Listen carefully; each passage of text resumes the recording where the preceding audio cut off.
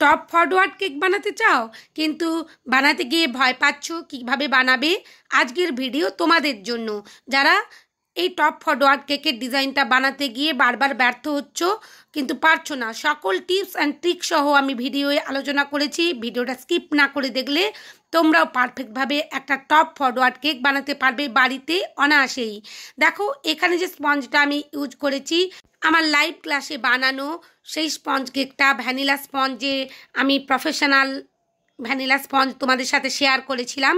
সেই স্পঞ্জটা দিয়েই আমি এই টপ ফরওয়ার্ড কেকের ডিজাইনটা বানিয়েছি, যাতে তোমরা যারা এই ধরনের কেকের ডিজাইনগুলো বানাতে গিয়ে বারবার ভয় পাও, কিভাবে বানাবে বুঝে উঠতে পারো না, পারফেক্টভাবে এই কেকের ডিজাইনটা তোমরা বানাতে পারবে।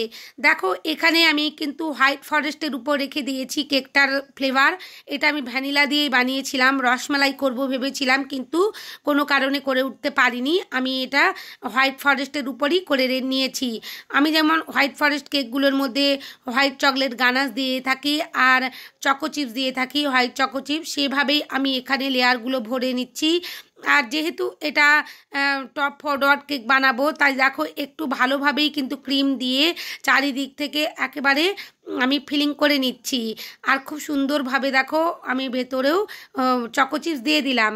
এরপর আমি 3 নম্বর লেয়ারটা বসিয়ে দিয়েছি। আর স্পঞ্জটা দেখে বোঝাই যাচ্ছে না যে এটার মধ্যে কোনো রকমের ডিম দেওয়া নেই। অসাধারণ খেতে হয় আর খুবই নরম হয়। অবশ্যই যারা দেখেছো লাইভ ক্লাসটা তারা অবশ্যই তোমরা একবার বাড়িতে চেষ্টা করো। আর আর যারা দেখোনি, আমাকে বারবার তোমরা বলছো দিদি একটা ক্লাস নিয়ে আসতে, অবশ্যই আমি নিয়ে আসবো। চকলেটের একটা নিয়ে আসবো একই রকমভাবে। তো সেই সময় আমি তোমাদের সাথে সমস্ত কিছু ক্লিয়ার করে নেব, তোমরা চিন্তা করো না, আমি নিয়ে আসবো খুব শীঘ্রই। আর সেটা আমি কমিউনিটিতে বলে দেব, তোমাদের চিন্তা করার কোনো কারণ নেই। আর একটা তোমাদের কাছে আমি কথা বলে রাখি, আমি আমার যে ফেসবুকের লিঙ্কটা দিয়েছিলাম, সেটা আমি আমার প্রোফাইলের লিঙ্ক দিয়েছিলাম, সেটা আমি এখন কাজ করছি না। আমার আরেকটা ব্লেসিংস কেক বলে পেজ আছে, যেটা ফেসবুকে আগে থেকেই ছিল, তো সেটার উপর আমি কাজ করছি। তোমরা যারা আমাকে সেখানে কথা বলতে চাও, আমাকে ফলো করতে চাও বা আমার সাথে সেখানে যোগাযোগ করতে চাও, তোমরা সেই মেসেঞ্জারেই, ব্লেসিংস কেক মেসেঞ্জারেই তোমরা আমার সাথে কথা বলতে পারো। আমি লিঙ্কটা এখানে দিয়ে রেখেছি, আমার যে ইউটিউবের প্রোফাইল আছে ওখানেই আমি দিয়ে রেখেছি ফেসবুকের যে লিঙ্কটা, ওটা আমার ব্লেসিংস কেকের লিঙ্ক। তোমরা ওখানেই আমার সাথে মেসেঞ্জারে সমস্ত কিছু ভালো মন্দ বা কেক বিষয়ে যা কিছু জিজ্ঞেস করার ওখানে তোমরা আলোচনা করে নিতে পারো, যদি কেউ আলোচনা করতে চাও বা জানতে চাও। দেখো, ধীরে ধীরে আমি কথা বলতে বলতে খুব সুন্দরভাবে ফিনিশিং করে নিয়েছি। কেকটা আমার কোনো রকমের অর্ডারের ছিল না, যেহেতু আমি এটা লাইভ ক্লাসে তোমাদের সাথে বানিয়েছিলাম আর সেটা আমি রেখে দিয়েছিলাম। একদিন পরেই আমি ক্রিম হুইপ করে এটা একটা ডিজাইন করে নিয়েছি। তো কি ডিজাইন করব ভাবছিলাম, আমি এটা বাড়ির জন্যই বানিয়ে নিয়েছিলাম আর ভাবছিলাম যে আমি টপ ফরওয়ার্ড কেকটা বানিয়ে নেই। এই ডিজাইনের কেকটা এখন খুব ট্রেন্ডিংয়ে চলছে, তাই বানিয়ে নিয়েছি। আর সকল টিপস অ্যান্ড ট্রিক সহ দেখো আমি বলে দিচ্ছি। এখানে একটা এফেক্ট দিয়ে দিলাম, যেমন আমি অন্য কেকগুলোর মধ্যেও দিয়ে থাকি, একটা স্পুন দিয়েই খুব সুন্দরভাবে একটা আমি এফেক্ট দিয়ে দিয়েছি। আর দেখো, যে অংশটা আমি কেটে নিচ্ছি খুবই অল্প করে কেটেছি, বেশি কিন্তু কাটছি না, 75% রেখেছি। এরপর দেখো আলতো করে আমি প্যালেন নাইফ দিয়ে হালকা করে বসিয়ে নিয়েছি। আর পেছনের দিকে একটু টেনে নিতে হবে কেকটাকে, তারপরেই বসিয়ে দিয়েছি। তোমরা নিশ্চয়ই ভিডিও দেখে বুঝতে পারছো। আর এই ধরনের কেকগুলোই কিন্তু বেশি সোপ করতে যেও না ওয়াটার দিয়ে, তাহলে কিন্তু চিপচিপে হয়ে যাবে আর পারফেক্টভাবে তোমরা এভাবে তুলে দাঁড় করাতে পারবে না কেকটাকে। আর কেকটা অবশ্যই কিন্তু তোমরা ক্রাম কোটিংয়ের পর আধ ঘন্টা থেকে 40 মিনিট ফ্রিজের মধ্যে সেট করে নেবে, তারপরেই ক্রিম দিয়ে ফিনিশিং করবে। ফিনিশিং করার পরেও আরও 15 থেকে 20 মিনিট কিন্তু ফ্রিজের মধ্যে সেট করবে, তারপরেই কেটে এভাবে কেকটাকে টপ ফরওয়ার্ডভাবে দাঁড় করানোর চেষ্টা করবে।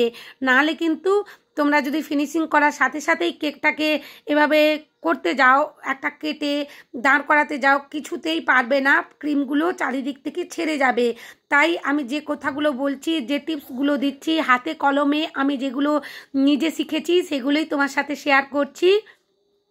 প্লিজ তোমরা সেগুলো শুনো আর বাড়িতে অবশ্যই চেষ্টা করো, বা তোমাদের কোনো অর্ডারের থাকলে এই ধরনের কেকগুলো নির্ভয়ে তোমরা বানাও আর ডেলিভারি দাও।